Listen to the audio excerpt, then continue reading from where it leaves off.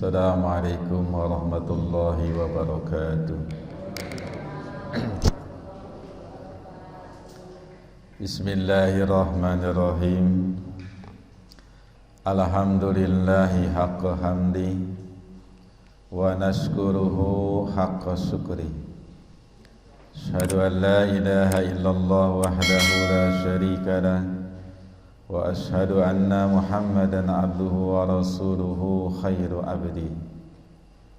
Allahumma salli wa sallim wa barik ala sayyidina Muhammadin wa ala alihi wa sahbihi wa man tabi'ahu ila yaumi liqa'i rabbi. Amma ba'du, hadratul mukarramin yang sama-sama kita hormati, jajaran DKM Masjid Al-Hikmah yang insyaallah dimuliakan oleh Allah Subhanahu wa taala, para asatidz, para guru, para orang-orang tua, bapak-bapak haji, ibu hajah, jamaah salat subuh yang insyaallah senantiasa diberkahi oleh Allah Subhanahu wa taala. Alhamdulillah, pada kesempatan pagi hari ini kita dapat bertemu bersilaturahmi dalam rangka menunaikan ibadah salat subuh berjamaah. Mudah-mudahan amalan ibadah kita diterima oleh Allah Subhanahu wa taala. Salawat beserta salam mudah-mudahan disampaikan kepada Nabi akhir zaman, Rasul pilihan, yaitu Nabi kita Muhammad sallallahu alaihi wasallam, dan atas keluarganya, sahabatnya, serta mudah-mudahan kita sebagai umatnya mendapatkan syafaatnya nanti di yaumil qiyamah. Jamaah yang dimuliakan oleh Allah Subhanahu wa taala, melanjutkan surat Al-Adiyat ayat ke-7 sampai terakhir. A'udzu billahi minasyaitonir rajim. Bismillahirrahmanirrahim. Wa innahu ala dzalika lasyahid wa innahu li hubbil khairi lasyadid. Dan sesungguhnya manusia itu atas kekufurannya menjadi saksi, dan sesungguhnya dia begitu mencintai kebaikan. Pada ayat yang lalu dijelaskan bahwa manusia mempunyai sifat lakanud. Lakanud itu artinya adalah sangat menentang. Diambil dari kalimat Kanada yang artinya tanah yang tandus. Tanah yang gersang, tanah yang tandus tidak bisa menumbuhkan apa-apa. Sama dengan hati orang yang menentang Allah, berarti dari hatinya tidak pernah tumbuh apa-apa. Oleh sebab itulah maka Allah mengecam manusia yang jenis seperti ini, yakni orang-orang yang sering menentang Allah Subhanahu wa ta'ala.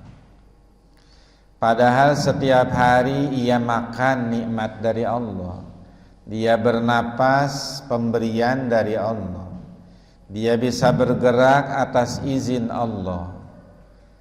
Tapi celakanya dia tidak pernah bersyukur kepada Allah dengan dia taat kepadanya.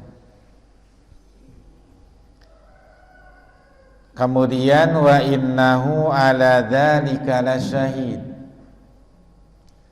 dan dia menyaksikan bahwa dirinya itu dalam keadaan yang menentang Allah. Oleh ulama dikatakan menjelang seseorang akan pergi meninggalkan dunia, maka seluruh amal-amal perbuatan yang pernah dia lakukan terbayang di hadapan mata. Ibarat kaset itu diputar kembali. Dan setiap orang yang melakukan perbuatan yang jahat, pasti dia tahu bahwa dirinya berbuat jahat. Sekalipun orang yang paling jahat, dia pasti tahu bahwa dirinya berbuat jahat. Kenapa? Karena dalam diri kita itu ada fitrah. Fitrah naluri yang tidak mungkin bisa menutupi kebenaran. Orang berbuat salah, sebenarnya hatinya menentang. Orang berbuat jahat, sebenarnya hati nuraninya tidak setuju. Tapi karena memang ada hawa nafsu, maka akhirnya itu tetap dilakukan. Nah, pada saat kemudian Allah perlihatkan kepada kita amal-amal perbuatan buruk kita, maka disitulah jika memang ada orang yang diberikan rahmat oleh Allah, maka dia bisa bertaubat kepada Allah menjelang kematiannya. Tapi apabila dia tidak mendapatkan rahmat Allah, maka dia akan sulit untuk bertaubat. Dari itulah kemudian Nabi ditanya, "Ya Rasulullah, apa tandanya orang yang husnul khotimah?" Kemudian kata Nabi, ayyuwaffiqahu li amalin salih qabla mauti. Allah akan memberikan taufik kepadanya untuk beramal soleh sebelum kematiannya. Jadi ada masa-masa di mana ketika datang hidayah dari Allah, maka orang akan mengingat kesalahan-kesalahannya lalu bertaubat. Itu bagi orang yang diberikan hidayah oleh Allah. Tapi bagi orang yang sulit karena sudah begitu banyak perbuatan dosanya dan dia bangga dengan perbuatan dosanya, akan sulit. Jadi kata ulama, yang menjadikan orang sulit untuk bertobat adalah orang ketika berbuat dosa, dia senang, dia bangga dengan dosanya, dan bahkan dia pamer dengan dosanya. Nah, kalau orang sudah bangga dengan perbuatan dosanya, sulit dia untuk mendapatkan hidayah bertaubat kepada Allah. Tapi kalau orang berbuat salah, kemudian hati nuraninya menentang, orang berbuat dosa tapi kemudian hati kecilnya menyalahkan, maka itu ada harapan untuk dapat hidayah taubat dari Allah. Nah, oleh sebab itulah maka orang yang paling dibenci oleh Allah adalah orang yang berbuat dosa, tapi kemudian dia dengan bangga menceritakan dosanya. Misalkan malam hari dia berbuat zina, kemudian di siang hari dia cerita sama temannya dengan bangga.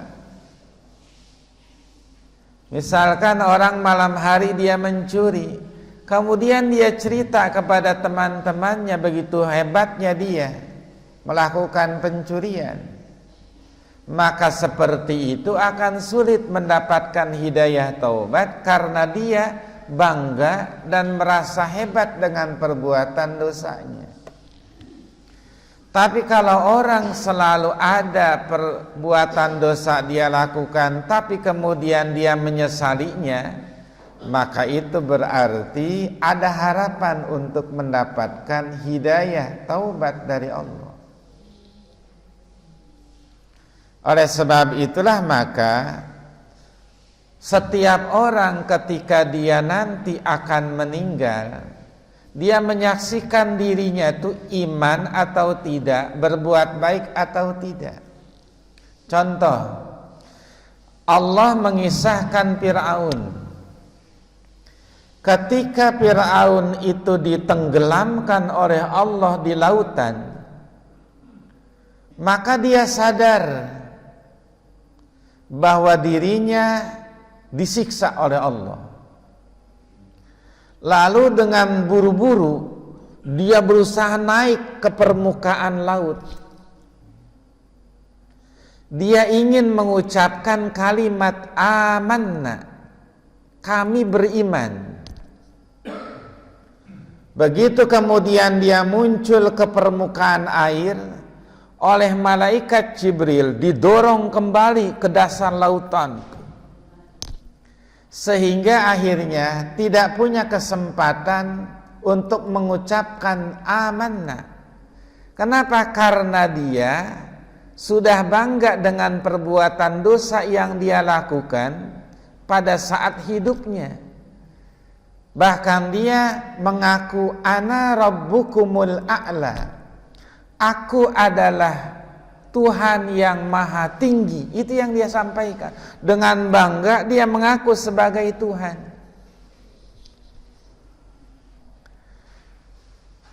Nah, pada saat menjelang ajalnya di dalam laut itu, teringat Fir'aun, wah ini siksa, saya harus taubat, saya harus beriman kepada Allah.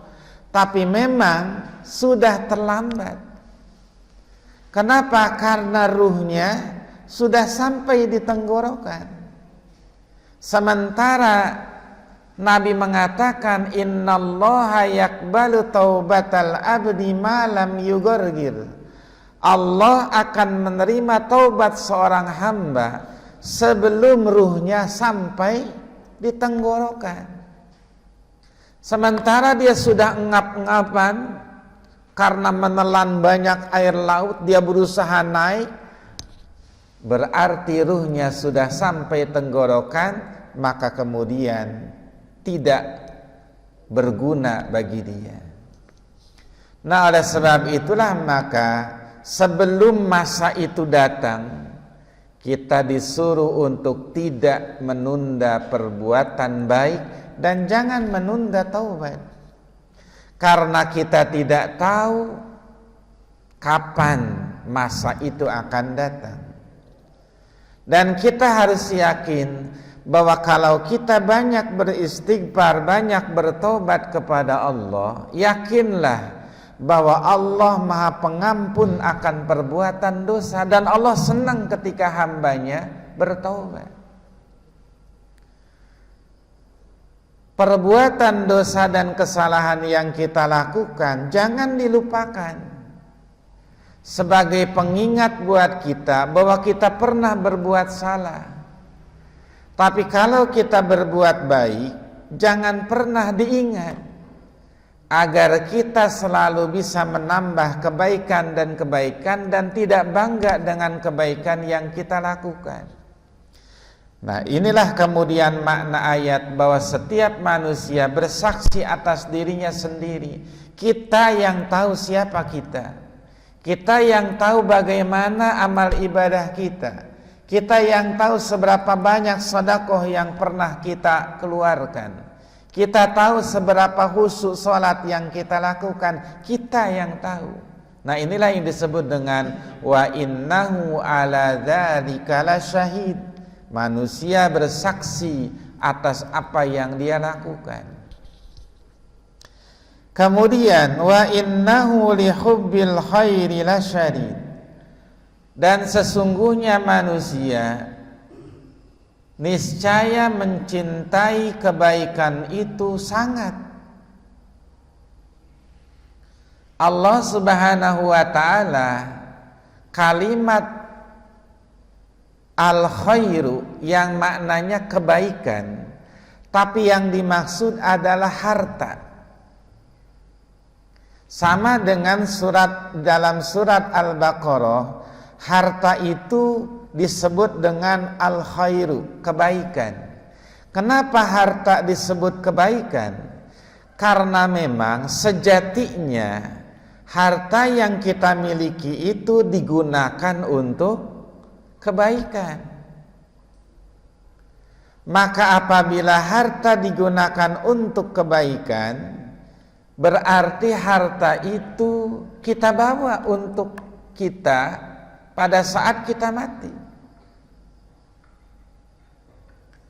Maka dia disebut dengan al-khairu, kebaikan. Jadi kan ada namanya al-khairu, ada namanya hasanah. Dua-duanya maknanya kebaikan. Kalau al-khairu, kebaikan yang bersumber dari Al-Quran dan hadis Nabi. Sementara al-hasanatu itu kebaikan secara umum. Mana kebaikan yang bersumber dari Al-Quran dan hadis? Zakat, infak, sedekah, jihad fisabilillah dengan harta, itu namanya khair. Maka Bapak Ibu sekalian, ketika ada di antara kita yang meninggal, kemudian Bapak diminta saksi, Ishhadu annal janajah min ahlil khair. Apa jawaban kita? Khair. Nah berarti itu saksikanlah bahwa jenazah ini adalah ahli kebaikan. Kita jawab khair, iya baik. Berarti khair di situ apa yang dilakukan oleh jenazah semasa hidupnya, banyak melakukan perbuatan baik yang sumbernya dari Al-Quran dan hadis Nabi. Dia sholat, dia puasa, dia zakat, dia umroh, dia haji. Nah kebaikan-kebaikan itulah yang kita persaksikan.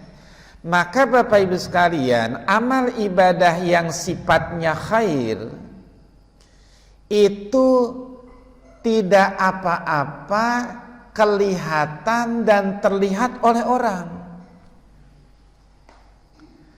Orang tahu Bapak suka ke masjid, orang tahu Bapak duduk di masjid taklim, orang tahu Bapak ngeluarin zakat, orang tahu Bapak pergi umroh, orang tahu Bapak pernah pergi haji, orang tahu Bapak pernah bersedekah, orang tahu Bapak berpuasa. Enggak masalah. Bukan memperlihatkan, tapi terlihat oleh orang lain. Kenapa? Supaya nanti orang bersaksi. Oh iya, begitu dia mengucapkan khair, maka jelas terbayang di mata kita, oh dia pernah dulu ke masjid, kita tahu dia sedekah, kita tahu dia puasa, kita tahu dia ngeluarin zakat, kita tahu dia pergi umroh atau haji. Kebayang tuh khairnya, karena kebaikan itu bersumber dari ajaran Al-Quran dan hadis Nabi. Nah oleh sebab itulah maka harta di dalam ayat ini dimaknai diberikan kalimat khair, kebaikan. Karena memang harta seharusnya digunakan untuk kebaikan. Siapa yang memberikan? Ya Allah. Bagaimana kita menggunakan nikmat dari Allah? Ya untuk kebaikan sesuai dengan kehendak yang ngasih nikmat. Nah oleh sebab itulah dalam ayat ini manusia itu sangat cinta dengan kebaikan. Artinya sangat cinta dengan harta. Tapi dalam ayat ini tentu sedang mengingatkan, jangan terlalu cinta dengan harta. Sebab mereka harta itu hanya akan menjadi penghalang ketika kita beribadah kepada Allah, tapi harus dijadikan sebagai kendaraan untuk ibadah kepada Allah. Karena bagaimanapun dia pasti akan kita tinggal, sebanyak apapun akan ditinggal. Kata Nabi, ada 4 yang bakal dirampas dari kita secara paksa. 1, ruh kita. Ini ruh akan dipaksa diambil, dirampas oleh malaikat. Bisa enggak kita bertahan atau mempertahankan ruh kita? Ya enggak bisa. Fa idza jaa ajaluhum la yastakhiruna anhu sa'atan wala yastakdimun. Kalau sudah datang ajal, enggak bisa mundur, tidak bisa maju, dirampas oleh malaikat ruh kita. 2, yang akan dirampas dari kita adalah badan kita. Bagaimana badan kita dirampas? Ya begitu kita masuk di dalam kubur, ya jadi santapan cacing tanah. 3, akan dirampas dari kita adalah harta kita. Oleh siapa? Ya oleh ahli waris kita. Mau nggak mau, merekalah yang akan mengambil apa yang pernah kita kumpulkan waktu hidup. Kemudian amal soleh kita ada kemungkinan dirampas. Oleh siapa? Oleh orang yang pernah kita zolimi waktu hidup di dunia. Nanti mereka nagih kepada Allah. Apa bayarannya? Dengan sholat kita, dengan puasa kita, dengan zakat kita. Itu akan diambil sebagai bayaran. Nah, oleh sebab itulah kata Nabi, nikmatud dunya matiyatul mu'min. Sebagus-bagusnya dunia ini adalah kendaraan orang beriman.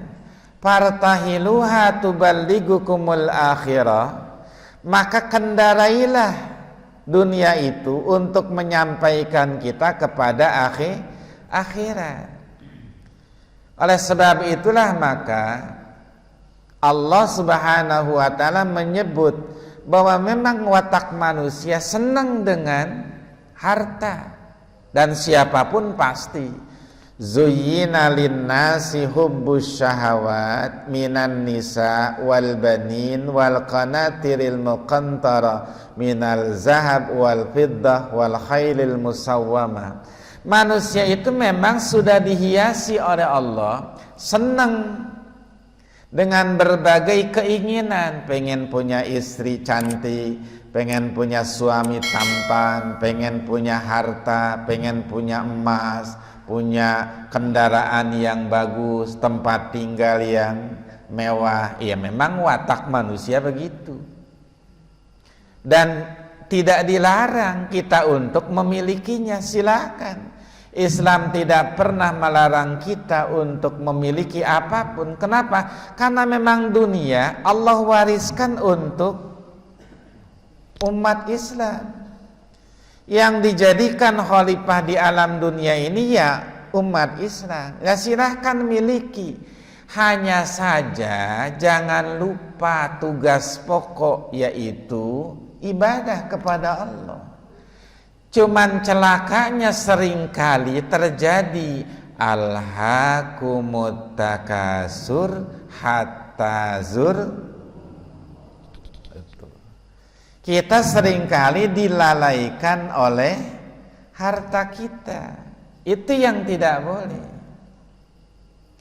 Apapun yang melupakan kita, walaupun kecil, dari mengingat Allah, itu yang disebut dengan dunia.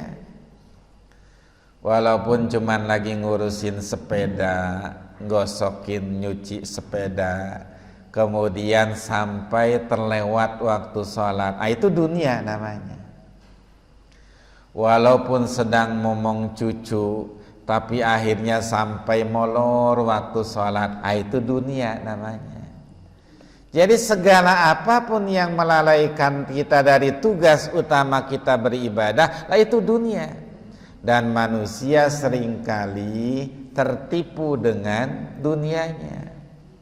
Maka ayat ini mengingatkan kepada kita, silahkan kau cinta kepada harta, tapi jangan sampai harta itu menjadikan kau lupa kepada tugas aslimu, yaitu beribadah. Kan Allah sudah bilang, wa ma khalaqtul jinna wal insa illa liya'budun. Tidaklah aku ciptakan jin dan manusia kecuali untuk beribadah.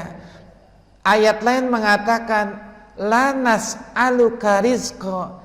Kata Allah, enggak usah mikirin rezeki, itu sudah diatur oleh Allah.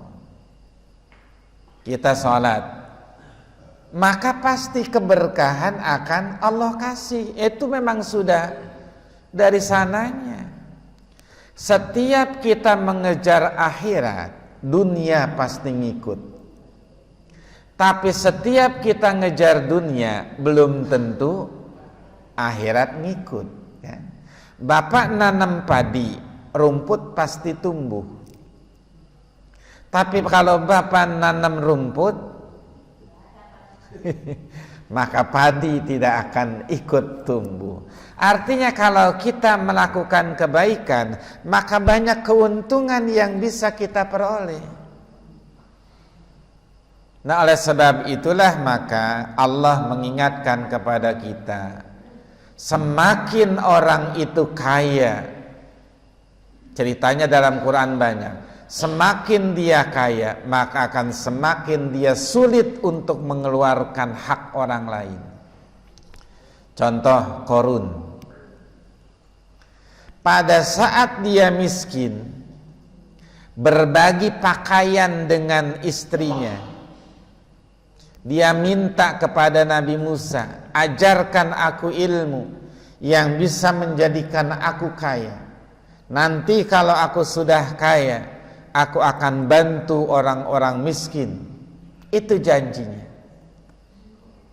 Nabi Musa sudah mengingatkan, nanti engkau lupa, nanti engkau lalai dengan hartamu. Dia jawab, enggak, saya akan tunaikan itu. Diajarkanlah oleh Nabi Musa ilmu kaimia. Ilmu kaimia itu adalah ilmu yang ketika dia menyentuh sesuatu benda, maka berubah menjadi emas. Hartanya semakin banyak. Ketika sudah begitu banyak hartanya, wa inna mafatihahu latanu bil usbati ulil quwwah. Kunci-kuncinya saja tidak bisa diangkat oleh 10 orang yang berbadan kuat. Saking banyaknya gudang-gudangnya.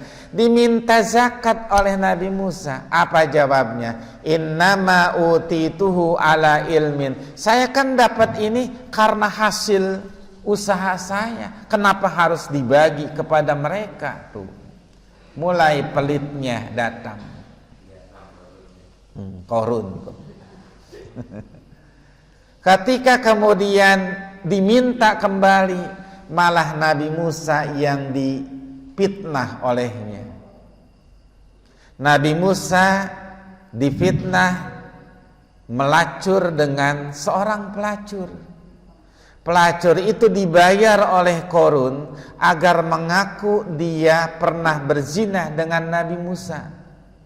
Sampai segitunya, hanya karena tidak ingin diusik hartanya. Padahal hartanya sudah begitu banyaknya. Malah difitnah Nabi Musa, dibayarnya pelacur itu agar mengaku pernah berzina dengan Nabi Musa. Nah, tidak tahu Nabi Musa adalah nabi yang temperamen. Marah Nabi Musa, didatangi Korun. Kemudian kata Allah, Musa, aku kuasakan tanah kepadamu, perintah apa yang kau mau. Oh, Nabi Musa, begitu dia datangi Korun, kemudian Korun malah memfitnahnya. Kata Nabi Musa, tanah amblaskan dia, tarikan oleh tanah kakinya sampai lutut. tidak mau taubat juga. Kata Nabi Musa, terusin tanah, masuk lagi sampai lehernya. Kemudian tidak mau mengakui juga. Udah kata Nabi Musa, amblaskan dengan seluruh hartanya. Ditarik semua oleh tanah dengan hartanya. Fakhosabna bihi wa bidarihil ardo pamakana min fi'atin yansurunahu min dunillah. Kami amblaskan, kata Allah, bumi dengan seluruh hartanya, maka tidak ada satupun yang bisa menolongnya kecuali Allah subhanahu wa ta'ala. Nah, oleh sebab itulah menjadi sebuah cerita bagi kita dan hikmah. Di zaman Nabi ada kan namanya Sa'labah. Kita sering dengar cerita Sa'labah yang setiap kali tadinya kalau sholat gantian sarungnya dengan istrinya, karena saking tidak punya bajunya, sarungnya. Akhirnya dia minta ke Nabi, ya Rasulullah, doakan aku supaya aku jadi orang kaya. Kata Nabi, nanti kalau kaya kamu lupa. Enggak Rasul, saya janji saya akan senantiasa ibadah. Akhirnya dikasih 1 ekor domba oleh Nabi, domba betina. Kasih, makin banyak, makin banyak, makin banyak, sampai Madinah itu penuh dengan kambingnya Sa'labah. Mulailah sholat 5 waktunya sudah tidak ke masjid lagi. Mana Sa'labah sibuk Rasul tuh ngurusin kambingnya. Akhirnya makin banyak dia pindah keluar Madinah. Dia bawa seluruh kambingnya, dia pindah mencari lokasi yang lebih luas. Makin banyak itu kambingnya. Pada saat kemudian diminta zakat, itu yang dia ucapkan. Aku tidak bisa mengeluarkan, ini jerih payahku semuanya. Ngapa aku harus berbagi dengan orang miskin? Itu dia nggak tahu sejarahnya pada saat itu dia dulunya miskin. Akhirnya kemudian tidak zakat sampai Allah turunkan ayat yang mencela dia. Nabi begitu tahu, kemudian dia sudah lewat waktunya tidak mau mengeluarkan zakat. Dia datang, Nabi tidak terima. Maaf, sudah bukan waktunya. Ketika kemudian Abu Bakar Siddiq jadi khalifah, dia kemudian zakat. Abu Bakar Siddiq mengatakan, kalau Rasul tidak menerima, maka aku pun tidak menerima. Jadi akhirnya dia celaka itu karena memang tidak bisa megang harta dengan amanah. Kemudian ayat yang berikutnya yang ke-9, apala ya'lamu idza bu'sira ma bil kubur. Tidakkah dia tahu apabila nanti dibangkitkan dari dalam kubur. Artinya ketika dia nanti mati, harta itu tidak dibawa olehnya. Olehnya nih. Maksudnya adalah harta itu kita bawa, tapi jangan sama kita. Kalau kita kan nggak bisa bawa harta. Orang kain kapan aja nggak ada kantongnya. Kalau kain kapan ada kantongnya, mungkin kita bawa ATM dan segala macam. Wah, kain kapan aja nggak pernah ada kain kapan itu pakai kantong. Jangan kita yang bawa. Mana yang akan bawa harta kita? Anak yatim, duafa, masjid, musola, majelis taklim, kemudian pesantren, lembaga pendidikan. Nah, itu yang akan bawa harta kita. Bukan kita yang bawa, kita titipkan. Kenapa demikian? Karena kalau yang bawa adalah kita, akan berat beban kita. Tapi kalau yang bawa adalah kita titipkan di orang lain, akan ringan jadinya. Misalkan Bapak pulang haji, begitu di sana belanja banyak, apa aja dibeliin, teko segala macam. Di sini ada beli teko juga. Kemudian kan tandanya orang udah pergi haji kan punya teko kuning, Pak. itu tandanya ya, walaupun tenabang banyak. Kemudian ketika itu belanjaan kita banyak, kalau kita bawa sendiri pasti disuruh turunin. Ya udah, hanya 35 kilo Bapak harus bawa. Nah selebihnya ya harus ditinggal di bandara kan. Air jam-jam yang sudah kita kumpulin tiap sholat segelas, satu aqua kumpulin dalam galon, kemudian pengen kita bawa, nggak bisa dibawa Pak, tinggal di situ di bandara. Makanya waktu di bandara banyak itu aqua yang dimasukin di jerigen itu. Boleh kita ngumpulin kalau sholat ke Masjidil Haram, ngambil itu. Tapi ternyata nggak bisa dibawa. Toh kita sudah dijatah oleh pesawat 5 liter itu yang sudah ada di Pondok Gede, gitu kita turun. Kita apa yang kita bawa udah nggak ada. Ada yang penasaran akhirnya diminum aja di bandara, kembung dia minum. Iya, tuh sama dengan belanjaan kita. Tapi kalau seandainya ini belanjaan dikit titip ke teman, ini belanjaan dikit titip ke teman, akan gampang lah. Ya, kita tetap jumlah yang kita bawa 35 kilo, cuman yang lain kita titipkan. Dulu almarhum bapak saya waktu pergi haji, dia beli kitab 40 kitab, 40 jilid. Lah kalau bawa sendiri nggak bisa. Akhirnya satu dititip jamaah, satu titip jamaah, satu kebawa semuanya. Nah itu caranya. Lah kita mati, ya kalau kita bawa sendiri harta nggak muat Pak di kuburan. Belum mobil, motor, masuk semuanya. Sementara jatah kita cuman hanya 2 kali 3. Bahkan kalau sekarang saking sempitnya itu, ada yang dikurangin Pak. Bahkan ditumpang di atas mayit lain. Iya, bagaimana kita bawa? Maka kita titipkan di masjid, kita titipkan di yatim, kita titipkan di anak cucu kita titipkan semuanya. Maka itu yang akan bawa harta kita nanti. Maka begitu bangkit dari dalam kubur, orang yang beriman kepada Allah, dia akan menemukan amal ibadah itu sudah dia dapatkan. Bahkan pada saat dalam kubur udah ngumpul semuanya nilainya tuh. Enggak perlu hartanya. Kalau 10 miliar kemudian diduitkan dengan hakikat bentuknya, berapa karung Pak? Berapa karung? Tapi kemudian kan bisa dengan hanya 1 kartu Pak. Kita hanya pegang ATM-nya saja. Jadi makanya dalam Quran bilang begini syairnya, al-qabru sundukul amal. Kubur adalah tempat penyimpanan amal. Begitu digesek malaikat, keluar nilai sedekah, nilai salat, nilai puasa, nilai zakat, haji, umroh, udah terpampang begitu Pak. Digital udah dalam kuburnya.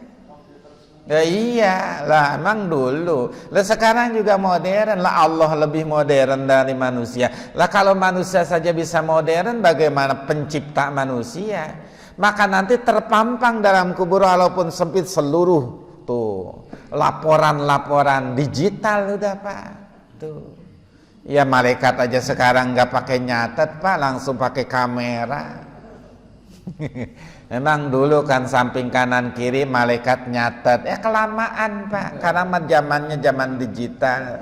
Jadi malaikat juga pakai kamera. Iya, kalau dicatat kan gambarnya enggak ada Pak. Iya, tapi kalau di kamera ada. Nah, kita senyumnya, kita nangisnya, kita ngobrolnya, kita makannya, enggak ada yang luput dari pengamatan itu. Tuh. Sehingga kemudian ketika bangkit dari dalam kubur, orang bagaimana amal perbuatannya. Ya mutul mar'u ala ma asya alaih wa yuhsyarul mar'u ala ma mata alaih. Orang mati bagaimana hidupnya, dan orang dibangkitkan bagaimana matinya. Maka ada yang dibangkitkan oleh Allah dengan wajah seperti kera. Ada yang dibangkitkan oleh Allah dengan wajah seperti harimau. Macam-macam manusia nanti begitu bangkit dari dalam kubur dengan wajah amalnya masing-masing. Ketika dia memang hidupnya mengambil, memakan, merampas harta orang lain, serakah hidupnya, ya paling tampilannya nyemot. Iya kan? Kita lihat monyet, begitu dia megang makanan, pasti tangannya dua-duanya megang. Yang ini megang, ini megang. Kan itu tanda serakah, Pak. Tanda serakah namanya. Iya, apalagi yang mulutnya penuh juga. Tangannya dua megang. Kalau gitu. Tapi kalau orang kagak serakahnya makan satu-satu aja udah. Tapi ternyata itu kan. Semua pengen dimiliki. Semuanya pengen dirampas oleh dia. Maka tampilannya nanti akan kayak begitu. Bahkan ada keterangan siapa orang yang waktu sholatnya ndulun-duluin imam, maka nanti dibangkitkan wajahnya seperti keledai. Iya. Itu saja yang sholat, apalagi yang enggak. Maka kemudian disitulah gambarannya. Waktu Nabi Isra Mi'raj kan Nabi banyak melihat tampilan-tampilan gambaran itu.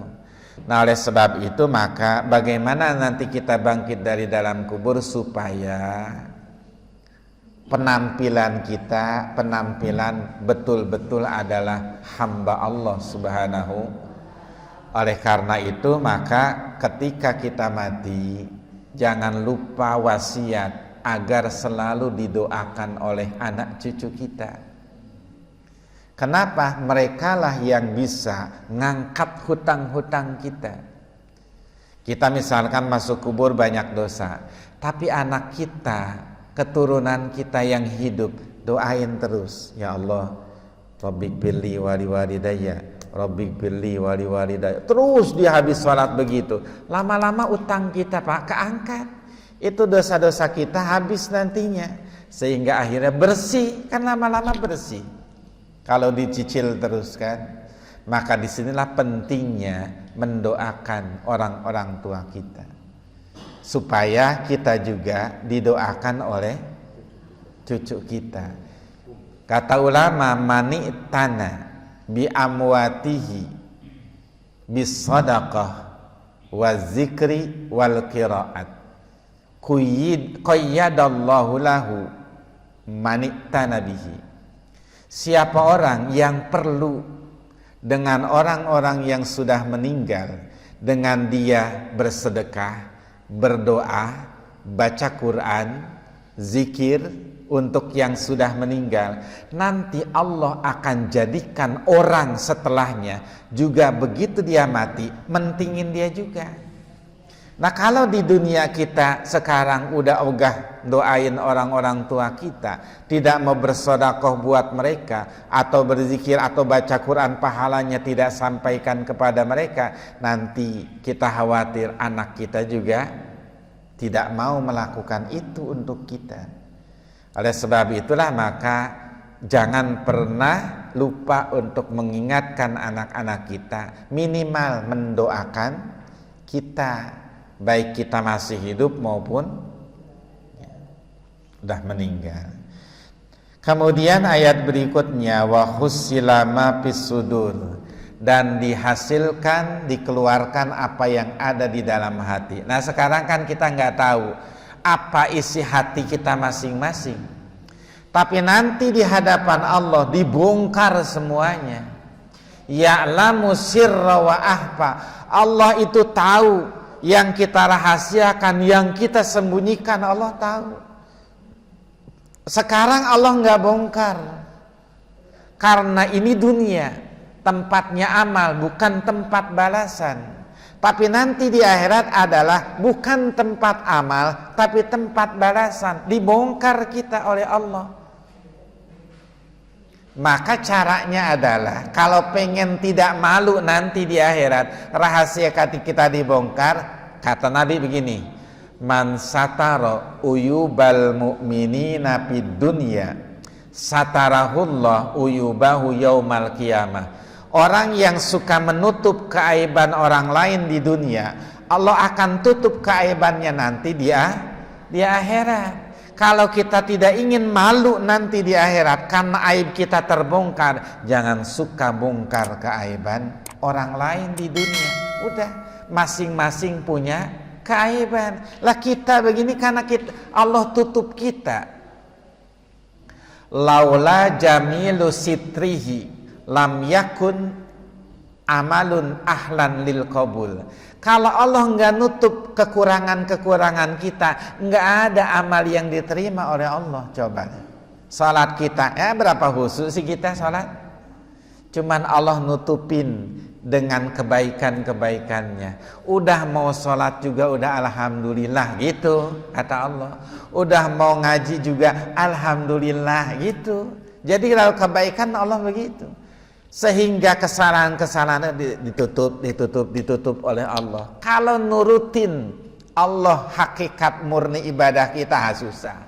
Di akhir zaman tuh Pak, yang namanya harta halal murni nggak bakal ada. Yang namanya perbuatan yang mulus nggak bakal ada. Ini akhir zaman begitu. Cuman kan Allah sayang sama kita. Udah yang begitu mah dilewatin gitu. Makanya orang mukmin nanti dosa-dosa yang kecil mah ya Allah udah lupain aja, lupain gitu. Jadi yang gede-gede doang yang dihitung sama Allah. Kenapa? Karena di dunia kita sering melakukan kebaikan. Setiap kita melakukan kebaikan selalu ada nilai di hadapan Allah. Bukan hanya hari itu, tapi begitu kita pulang, berjalan dan segala macam itu berbuah dengan kebaikan. Ayat terakhir, inna rabbahum bihim yauma idzin la khabir. Allah atau Tuhan kita pada hari itu sangatlah teliti. Artinya sangatlah teliti, yang gak bakal sekecil apapun gak bakal dilupakan oleh Allah. Ada hisabnya, ada hitungannya tuh.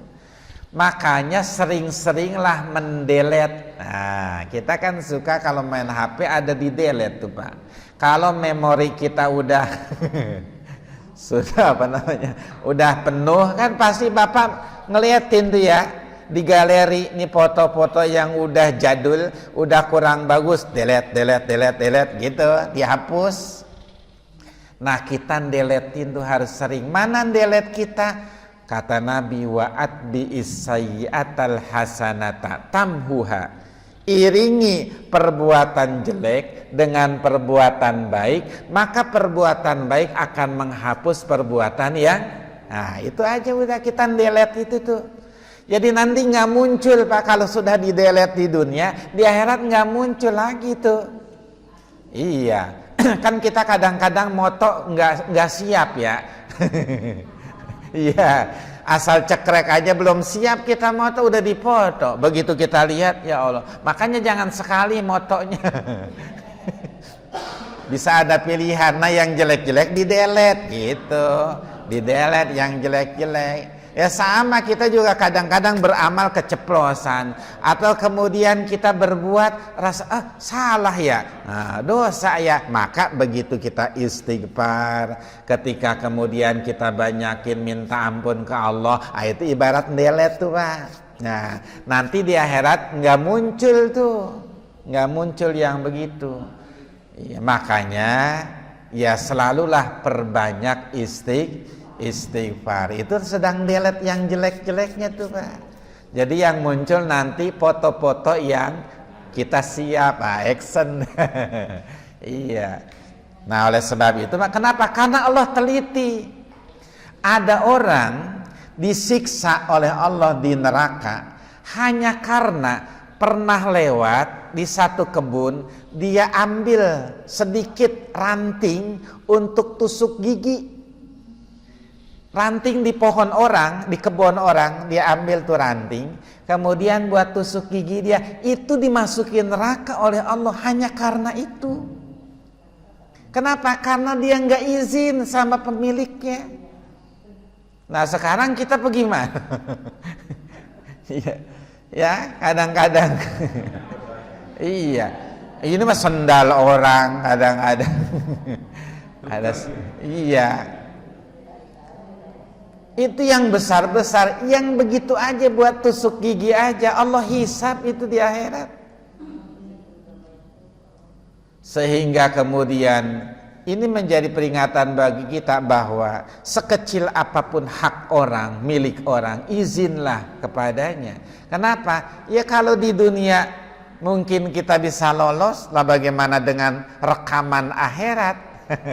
Kan kita mau tesnya itu kelihatan sama orang, tapi kan CCTV ada, malaikat. Nah, iya kan nggak ada orangnya misalkan. Ya walaupun nggak ada orangnya kan kita tahu itu punya orang kan.